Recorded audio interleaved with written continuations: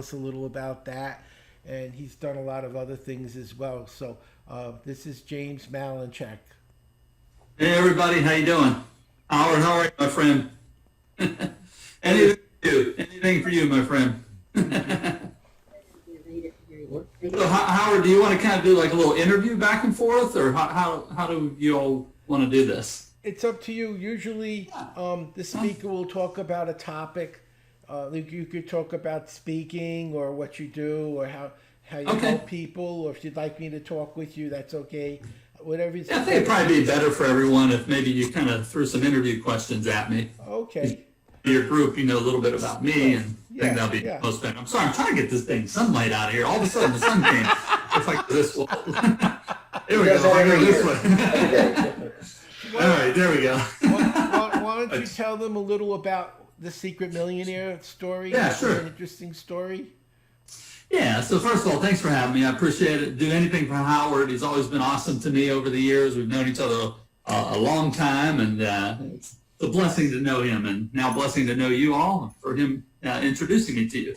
So I'll start a little bit further back. I grew up in a small steel mill town outside of Pittsburgh, Pennsylvania, population of about 8,000 folks. We didn't have much growing up. My dad worked in the steel mill as a railroad conductor, driving the trains and hauling coal and scrap. And my mom was a lunch mother at the school serving lunches to us kids. So we didn't have anything growing up. We didn't come from anything. And make a long story short, I accepted a basketball scholarship to the University of Cincinnati out of high school and played there. And then my coach got relieved, and I transferred and went and played at Hawaii and majored in business and also surfing and beach walking. So once I got to Hawaii, I said I will never live in cold weather again, ever. And so after college, I graduated and went to Los Angeles. I knew a lot of guys. I blew my knee out in a game when I was over in Hawaii, and it sort of ended my aspirations of a professional career. I ripped it kind of in half, twisted it in the game.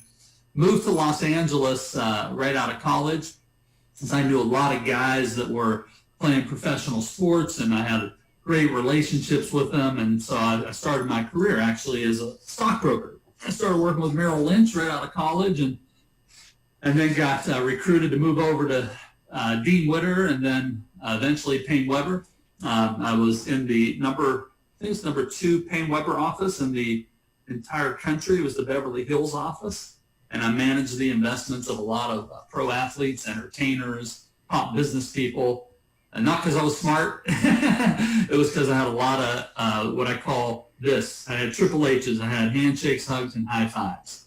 So I could call up a pro athlete who was making $10 million a year, and I could talk to him on his level about blowing a knee out, because I did that, and how we should start planning for your life after pro sports in case you blow a knee out or something abruptly happens to you. And so I did that, and I out of my training class the first year as a stockbroker, I was number 2 ranked in the entire country.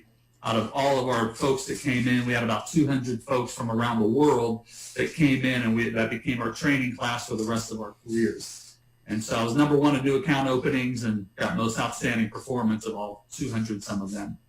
And so I don't say any of that to impress. I'd say that because it kind of leads into how I got started speaking. Is somebody heard about that back in New York City in the World Trade Centers, and they flew me back to start training every month they'd bring about 200 new brokers in, and I'd start training them on how I built my business really fast in the first year with no cold calling, no cold walking and knocking on doors, and no bothering people during dinner with unsolicitations.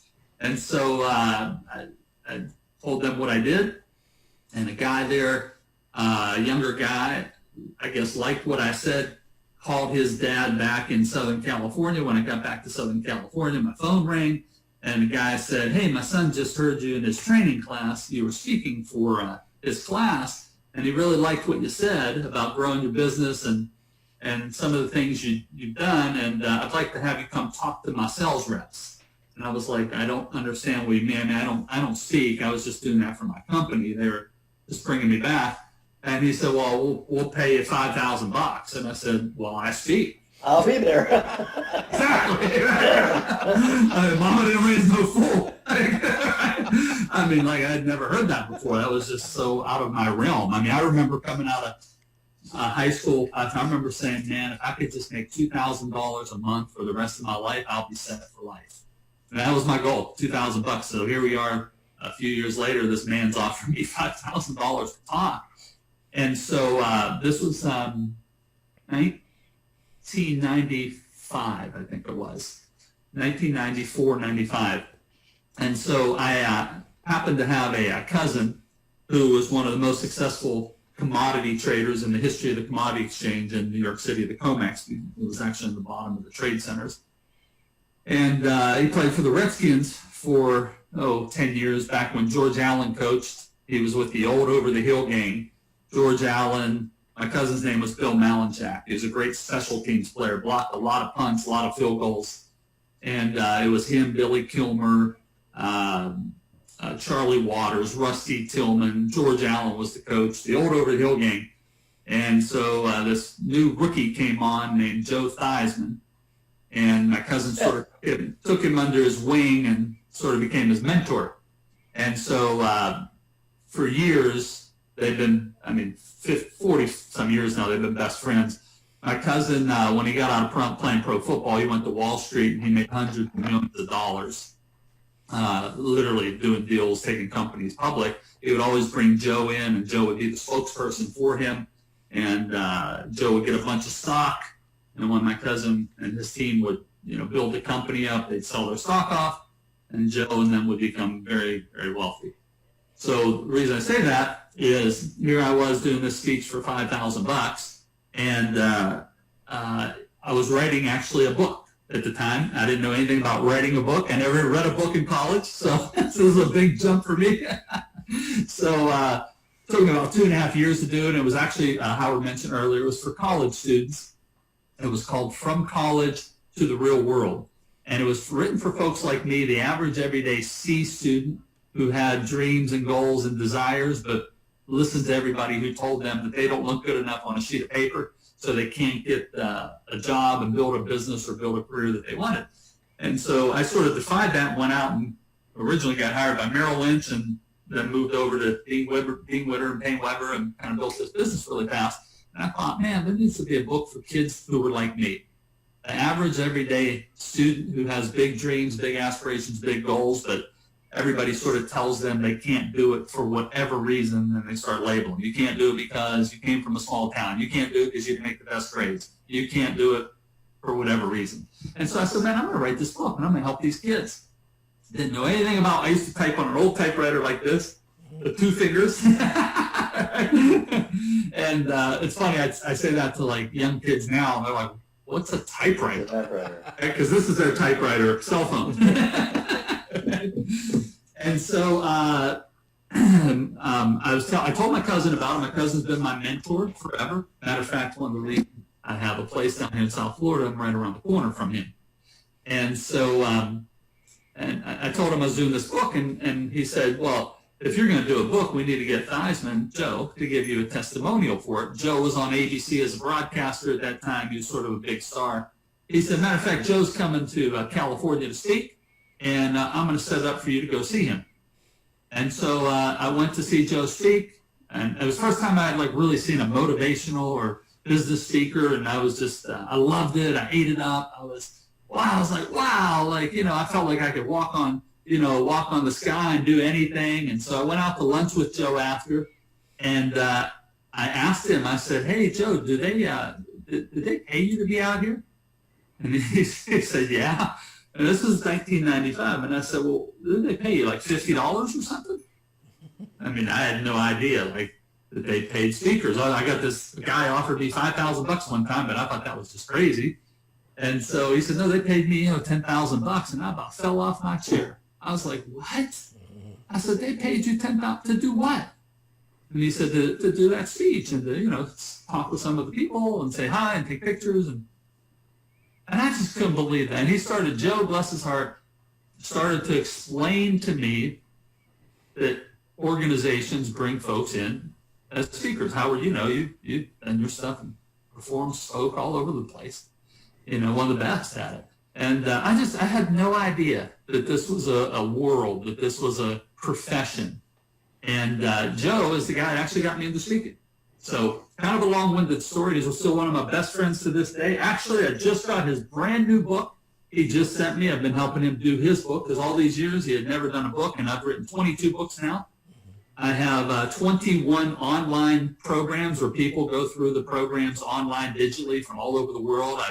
I've been blessed to help people in over 100 countries now, and I've done seminars for years, since about 2001, I think, teaching people basically how to do what I do. And I still go out and I still do a lot of presentations and speak for a lot of different groups. So that's kind of a long-winded answer, Howard, but I thought it would be some good messages and teaching in there.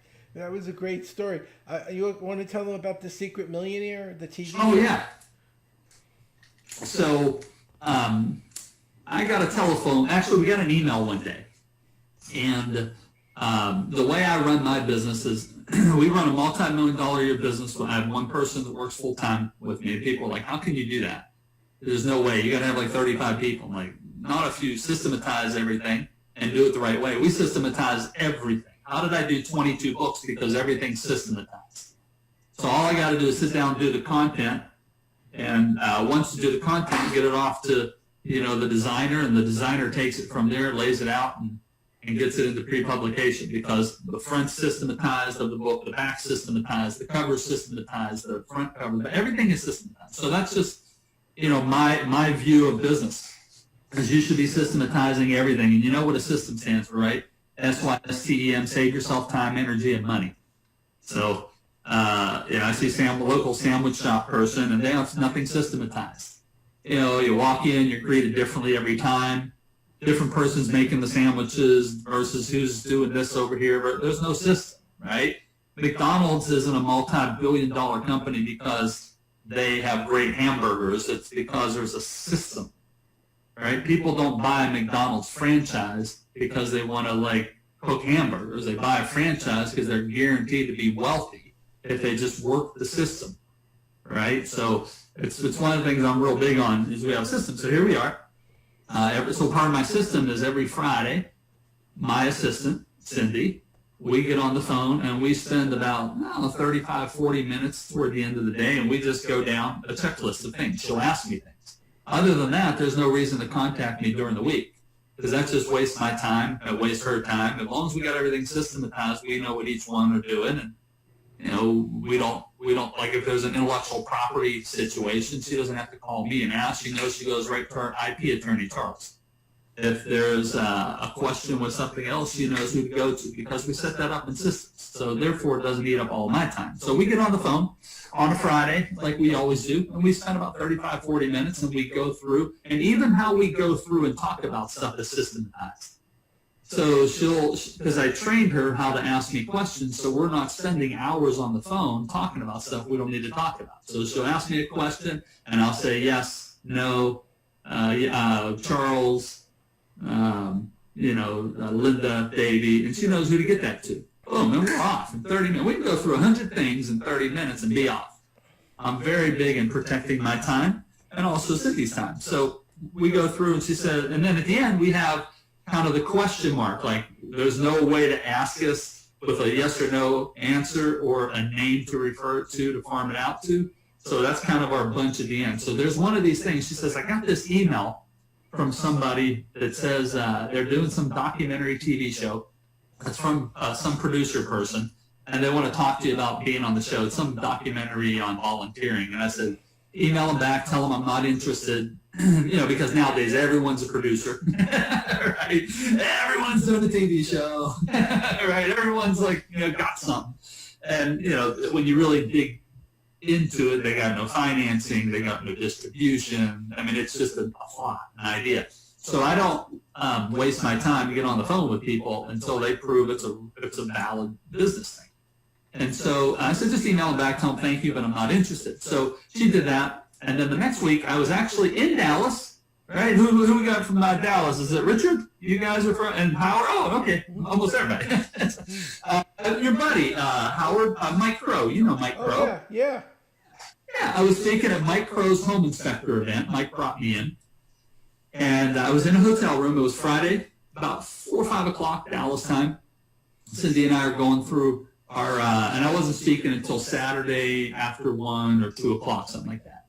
And so Cindy and I, Friday, 4 or 5 o'clock, we're going through our list. And she said, hey, that group that emailed, I emailed them back. They emailed in again and said, no, this is serious. They really want to talk to you. You were referred to them by a mutual friend of the head producer, the executive producer. And I thought, you know what? I said, Cindy, just give me their contact info. I'll call them.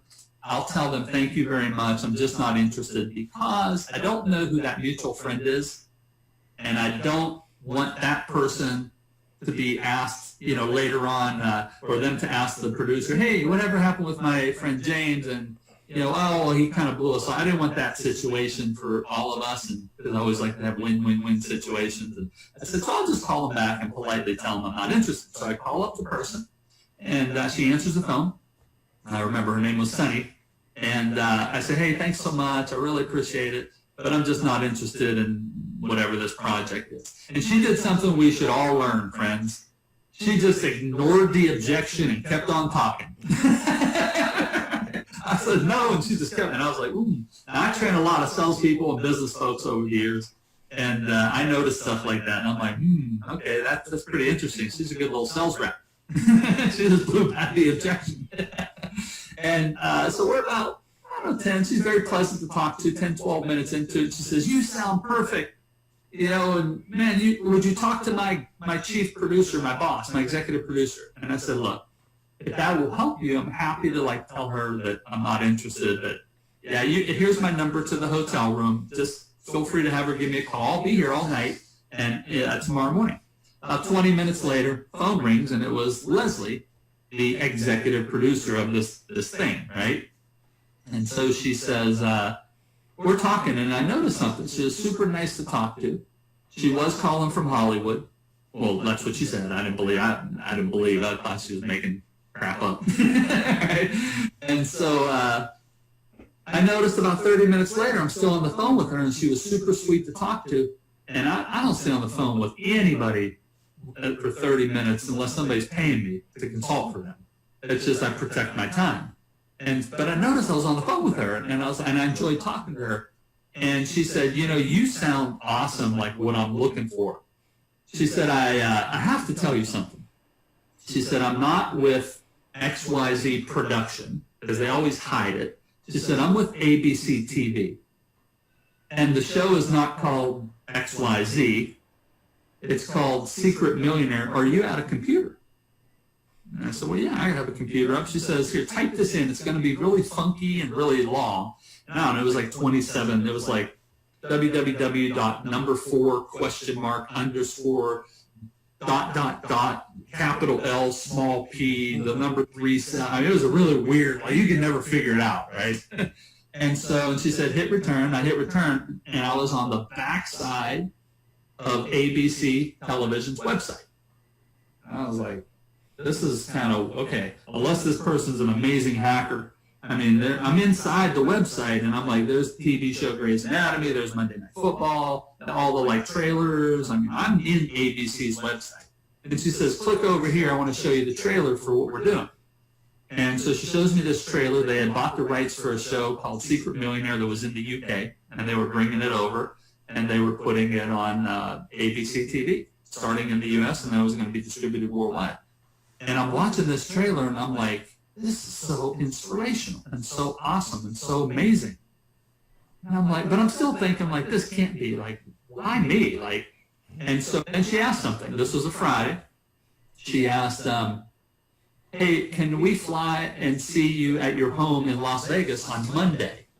Now, you could say whatever you like. I believe things happen for a reason. So I looked at my book. Yes, I still use a $2.99 address book and calendar from Staples and Office Max. I do not do this all fancy stuff. I opened up my book, and that Monday, was the only day in 3 or 4 weeks that I was actually free. Why didn't you say, could we come Tuesday, Wednesday? I believe things happen for a reason. So I said, I'm free if y'all want to fly to Las Vegas to meet with me. I still didn't believe this was like ABC. I thought it was a joke. I thought it was like candid camera. Like, I thought it was my cousin playing a joke on me or something. So they come to my house. They walk in. I was so, Howard, I was so, I'm nice.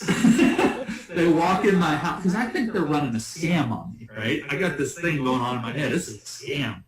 They walk in my house, and they put their hand out to shake my hand, two folks. And I said, yeah, that's all fine. But now you're in my house. Tell me why I should let you stay.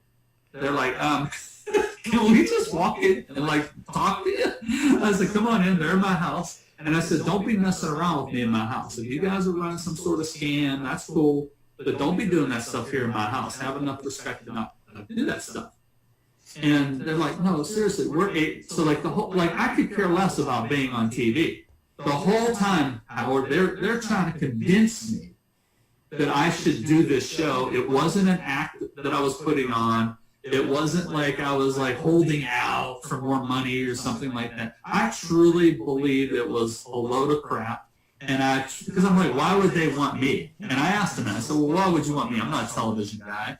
I said, no, that's what we're looking for. Entrepreneurs, average everyday entrepreneurs who have been accomplished, but sort of like the guy or lady you could sit down and have a glass of wine with or a spritzer or a beer with. Like, just, average everyday person. We're not looking for TV people.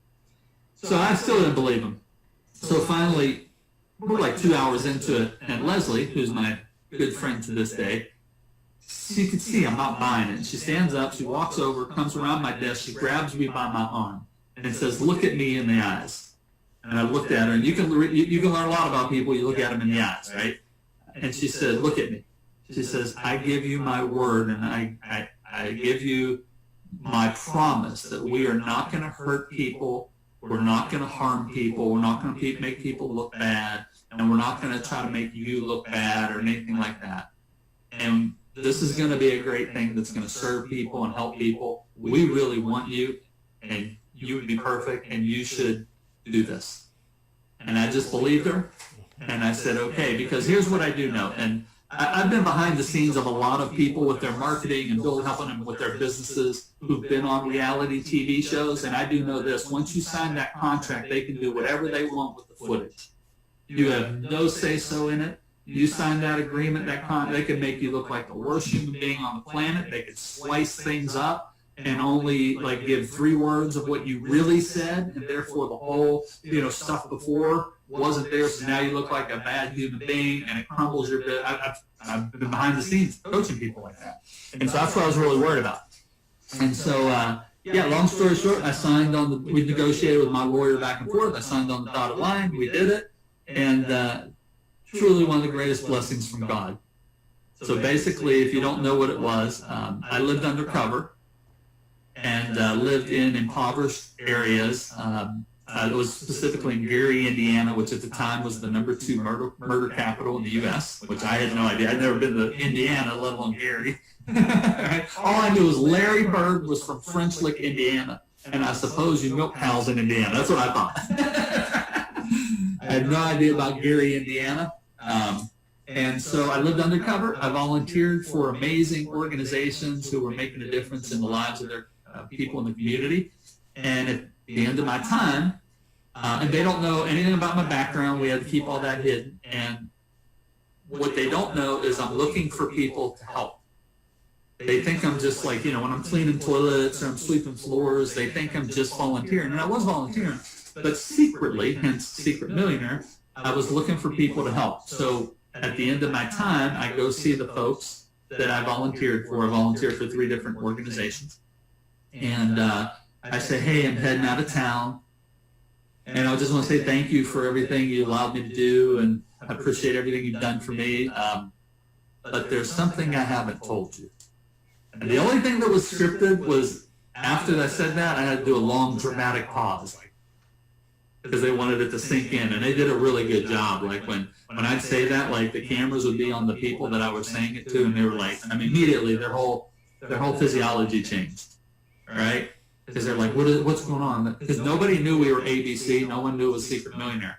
All they thought was it was a documentary called Helping Hands. There's a documentary being filmed about organizations volunteering in the community. And that I'm a guy who's just kind of going through a change of life, and I'm coming into their community, and they're following me around with the cameras as I help everybody volunteer. So that was what they were told. They had no idea about what it was about to actually happen. And so I said, there's something I haven't told you, and there's this like, oh, what the heck? These guys are scamming us, or what the heck?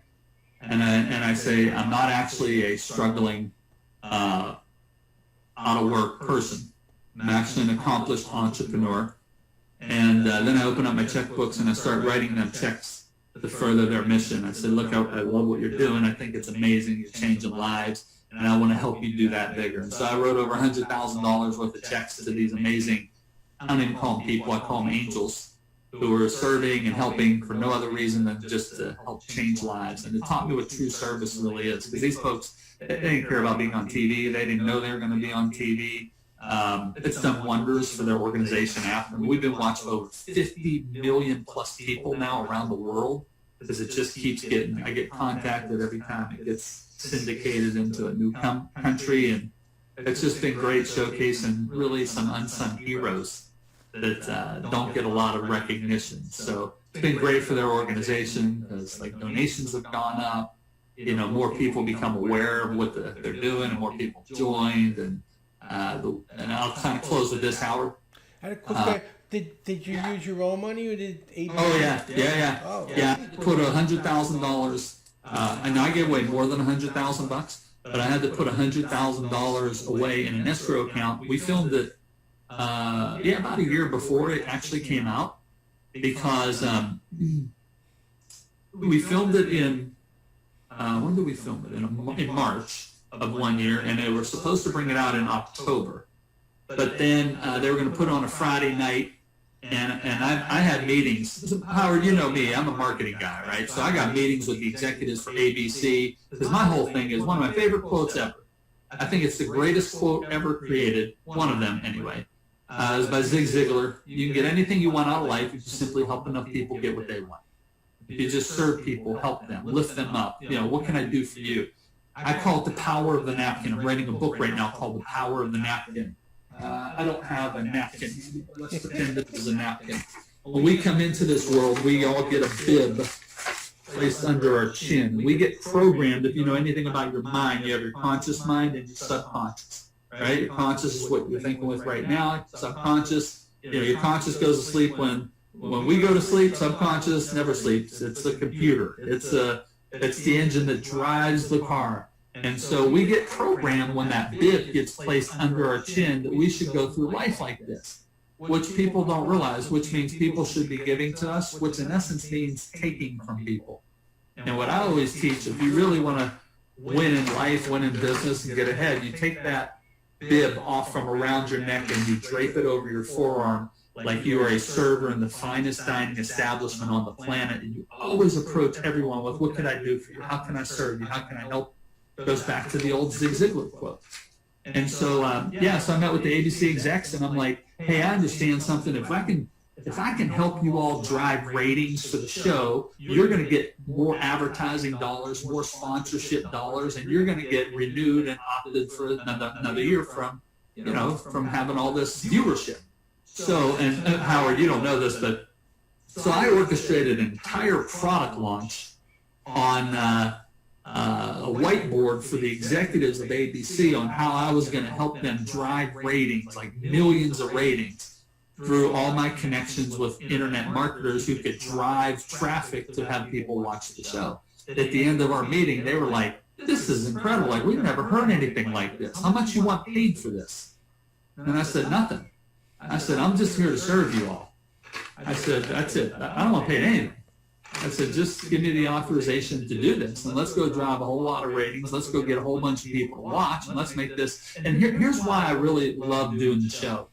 Because I realized something, that this was bigger than a show. I believe that so many people in the world, even more so today, have had and now have their hope tank, HOPE, their hope tank on E. And I thought, doing this show was a great way to put the hope back into people's tanks. And if we could drive ratings and have more people watching this, it was just going to fill up a whole bunch of hope tanks. And so that was my purpose for orchestrating this entire launch that helped drive millions and millions of people to watch the show. Massive promotion. I had 3 PR agencies I hired. I called in favors from Bill Glazer and Dan Kennedy and Frank Kern and Russell Brunson and all these big internet marketers who control big email lists. And we just blew the ratings out. We just put it in perspective. That same night, I think it was Celebrity Apprentice with Donald Trump was on when I debuted, and they got 6.7 million viewers, and we got over 10 million viewers. Little old me from a steel mill town, nobody had any idea who I was. And so that's because we just did it the right way. We got viral marketing going so that it was literally everywhere promoted. You could not turn around and it wasn't being promoted somewhere online or offline. I have a question. You went from being reluctant to giving basically $100,000. How did they gain enough of your confidence to take that kind of money? It's a big sum of money for someone who's like, am I getting scammed? And now they're like, you got to give us $100,000, which is a lot of money. How did that take place where you went from the mindset of this is a scam to I'm going to put $100,000 in an escrow account? What did they do to get you to feel comfortable with that? I had meetings before we actually did it, I had meetings at ABC's offices. I was in ABC's headquarters. Okay. A very powerful attorney from Beverly Hills who did 5,000 TV deals over the years. And he's negotiating back and forth with the lawyers for ABC. I had to go through a psychological exam for ABC. I had to do a test like this with some of the higher up executives of ABC. There was a probably 2 to 3 week period where it wasn't like I just said, okay, right? It was a 2 to 3 week period where all that stuff was happening. Because here's the thing, they did all that in February, and then I'm on a plane in March to go film. It was that, so they had to do it all fast. I took they did background checks on me. Not everybody can just get on TV. Well, if you're on a cable station and one of those crazy shows, you can, because that's what they want. They want the train wreck. But ABC is owned by Disney. And they're just not going to put anybody on ABC because Disney and ABC is family, right? So they run background checks. There's people that like every now and then they'll say, how do I get on a television show like you did? And I'll say, dude, I know your background. They never put you on. So there was a lot of that. I had a 27-page questionnaire I had to fill out and all crazy things, even like who was your junior high school principal and who was a high school teacher, and then they would call, like they called the principal or the teacher. Almost every girlfriend dating back to high school, every roommate. Wow. I remember calling up Leslie, the producer, one time, and then I got to know them, right? She's one of the top producers in Hollywood, but once I got to know, like all the other shows she did, then I was like, oh, okay, I feel really comfortable. I'm not down. I'm here at ABC's headquarters. I'm meeting with the marketing department with ABC, the PR department of ABC. I was pretty comfortable once that happened. And it's good for you too, because if you had to buy an hour of time on ABC, it wouldn't be $100,000. It would be millions and millions of dollars. So it's actually a steal. Yeah, you ready for this? Now let's look at the business. So Dan Kennedy even said this one time, Howard. He said this when I spoke at one of the events that, for Bill and Dan. He said, James might be the smartest person who's ever gone on a television show in the history of TV. Because I went on with the whole plan. So once we filmed, they didn't know if it was going to come out in the fall. They didn't know if it was going to, because it kept getting pushed, right? Because they had to find the right time slot. And the right time slot was actually 8 p.m. Sunday night when Extreme Home Makeover was concluding. They were going to slide Secret Millionaire in that slot because it's the same type of viewership. And there's a whole strategy behind all this stuff. And so that made it take a year for it to come out, right? By the way, when I put that money in the escrow account, if the show never came out, because there's a chance that it never gets aired. I mean, Leslie was pretty confident, but there's always a 1% chance it might not air. When they started bumping it from like August to December and then March, I'm like, oh my gosh, here we go. It's never going to make it. A lot of shows never make it. They just keep getting bumped and then they just drop it. So my contract, two things. One, that if the show doesn't air, I don't get that money back because you filmed it and you gave these people hope, and you said you're giving them. You can't just like go back later and say, "Hey, psych, take the money back." So yeah, once I dropped it into that account, I mean, it was not coming back. And then the second thing was, if I had a non-disclosure agreement for forever until they told me that I could talk about it. That we filmed it, and I was not allowed to say anything to anybody. Or I think it was $2 million they sued you for. Because you ruined the show. And they spent $1 million, $2 million filming the show, and now you ruin it because you blabbed. They're going to come after you. So those were two big things. So I didn't tell anybody about it until they gave me the okay to say something. Yeah, that's kind of how it all happened. It's a big process. You took a risk. You took a risk then. Yeah, but here's what I will tell you. $2,374, Howard. Do you know what that is? If you take the money I gave away and divide it by 41 minutes, which was the time I was on ABC, because the rest is commercials per episode, right? It's 1 hour, but there's commercials in there. So you're actually on for 41 minutes.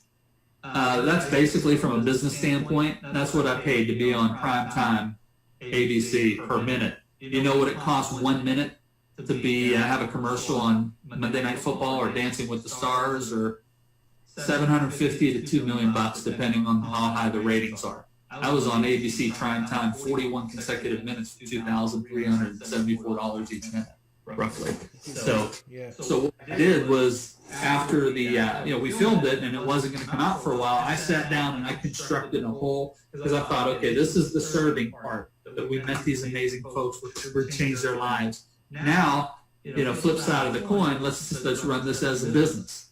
And how do we bring as many prospects and customers to us? We had over 200,000 people to our email address book, because certain things that I said during the show, nobody knew I was doing this.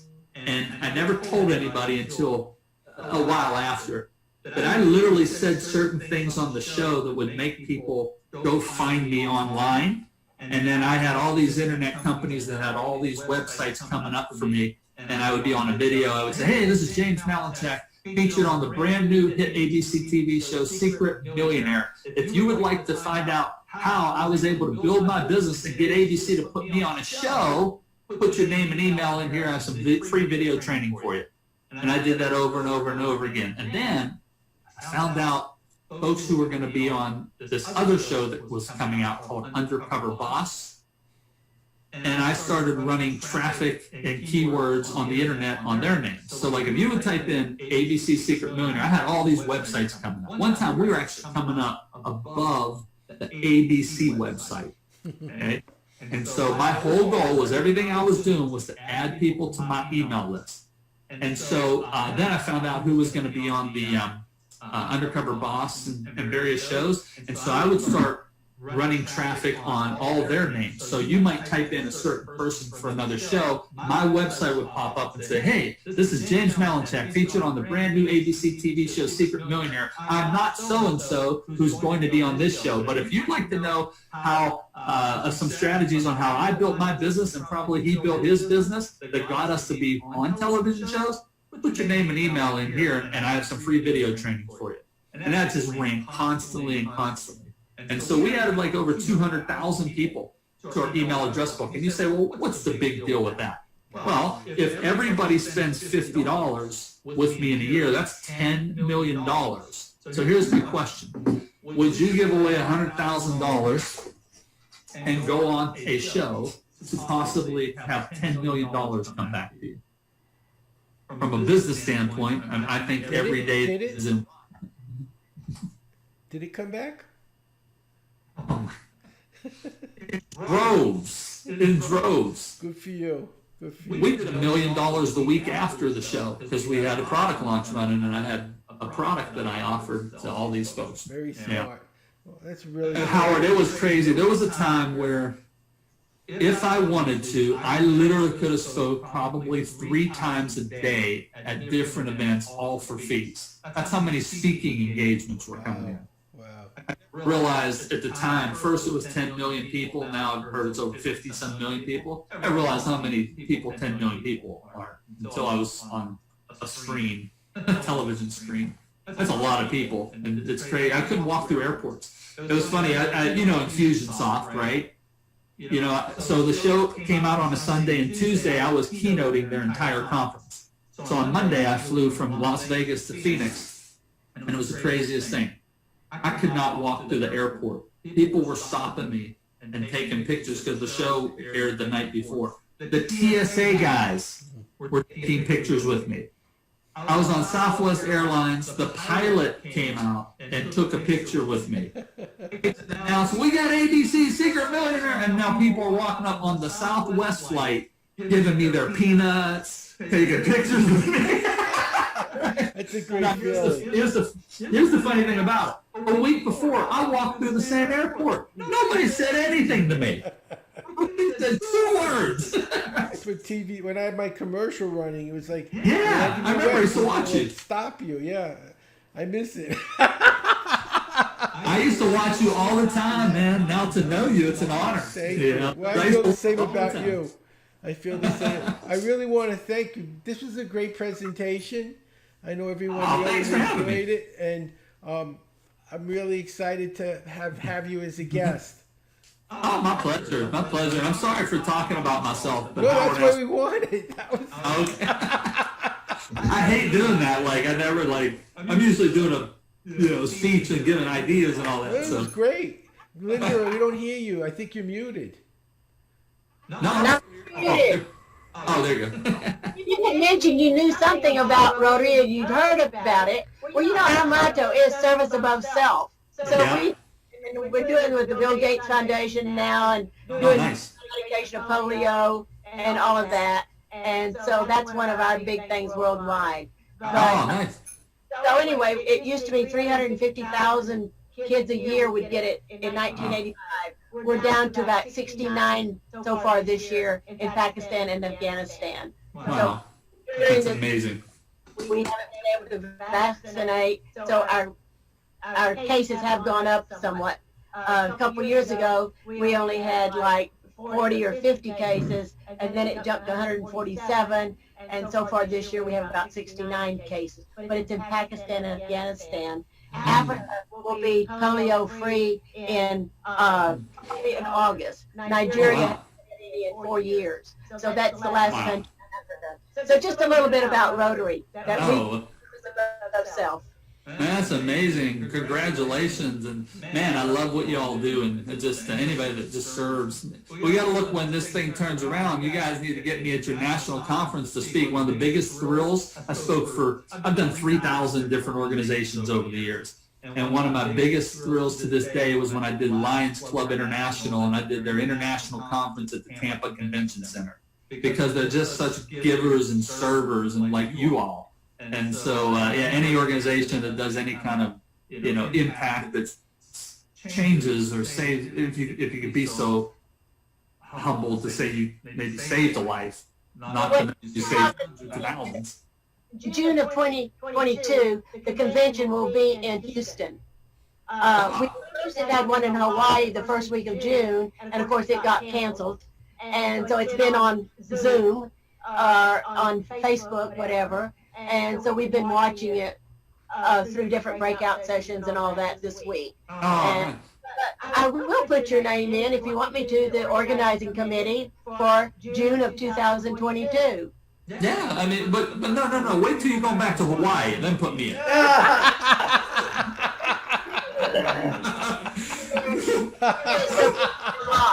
Well, we had somebody last year and we went to Hawaii, but this year, James, we're going to Des Moines, Iowa for the conference. And we want Gary, you. Indiana. Oh, yeah. I got to tell you, Howard, this is crazy. I went back. What's that? Our next year's convention is in Taiwan. Oh, wow. State, Taiwan. Oh wow, that's nice. I was recently in Scotland speaking. I just went to Scotland about 6-7 months ago to speak first time. So, Oh, I spoke to Scotland, but it was on Zoom. I was oh nice.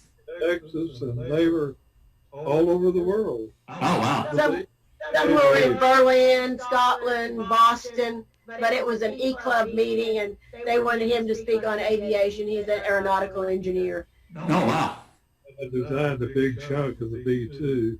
So, anyway, But we appreciate your coming, and thank you so much. And I did watch that Secret Millionaire. Oh my gosh. And you still wanted to talk to me here tonight? Man, I'm honored.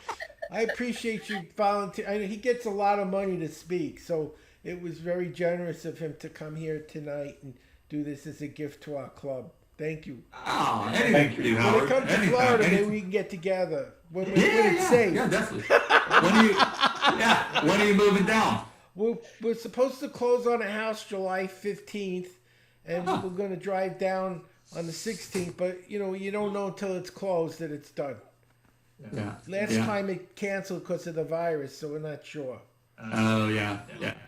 Yeah, well, yeah, definitely. Let me know. Let's get together. Orlando's just 2 hours, and I speak at conventions up there all the time. So, well, I was always up in Orlando. Yeah, now I'm just online. That's all I'm doing. Yeah, It's online Yeah. stuff. Yeah, it's safe. yeah. You want to do the four-way test? Sure. This is the four-way test of the things we think, say, and do. First, is it the truth? It is the truth. Second, is it fair to all Is it concerned? fair to all Third, concerned? will it build goodwill and Will better it build goodwill and better friendships? friendships? Fourth, will it be beneficial? Will it to be beneficial to all And concerned? last, will it be fun? That's our extra one we have. You're welcome nice. to join. I know you're busy, but we always welcome members. You'd be more than welcome as a member of our club. Ah, thank you. I enjoy Thank this. you. They're doing a lot of good for the world, and I feel like it's something Absolutely. they can do. Jane, it only costs $250 a year to join our club. Oh, look at her selling me already. Oh, members all over. We've got a member in California, one in Wisconsin. What is it Texas Club or what do y'all? Texas, out near Oh, Dallas. Texas. But it's online, so people all over the country in our club. Sure that you got internet. Yeah, I've made up in Russia and Oh, wow. England and wherever I've been in Australia. But our most recent member, and I'm surprised he's not on tonight, is a retired Army. He Sergeant was Burns, yeah. Special Forces, the Green Berets, on higher learning. He's the one who and brought me into the Green Berets. Yeah, Oh, wow. Nice. joined our club. I've So, got a friend in Louisiana. She's in the club in New Zealand. but it's a neat club. We're online. We meet the second and fourth Tuesdays. So anytime you want to join in, Welcome to come. you're Oh, well, welcome. thank you. I appreciate it. Thank you very much for the Thank you for invitation. coming. I appreciate you. Oh, my pleasure. Thank you. Thank you, Howard, and thank you, everyone. It's very nice meeting all of you. I hope I didn't bore you too much. No, it was very interesting. I think it was very, right. It was very interesting. Thanks, everyone. I'll see you in, I guess, 2 weeks, 2-3 weeks. Okay. See you at the next All right. meeting. Thank you, Bye. everybody. Appreciate y'all. Bye-bye.